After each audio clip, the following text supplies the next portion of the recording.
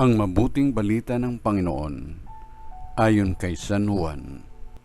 Papuri sa iyo, Panginoon. Nang nagtatakip silim na, ang mga alagad ay pumunta sa tabi ng lawa, sumakay sa bangka, patawid sa Kapernaum. Madilim na'y wala pa si Jesus. Lumakas ang hangin at lumaki ang alon.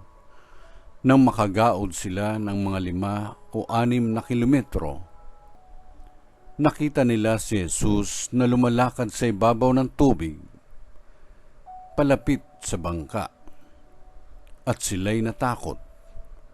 Ngunit sinabi niya sa kanila, "Huwag kayong matakot. Ako ito." Tuwang-tuwa nilang pinasakay si Jesus sa bangka, at pagdakay sumadsad ang bangka sa kanilang patutunguhan. Ang mabuting balita ng Panginoon. Pinupuri ka namin, Panginoong Hesuscristo.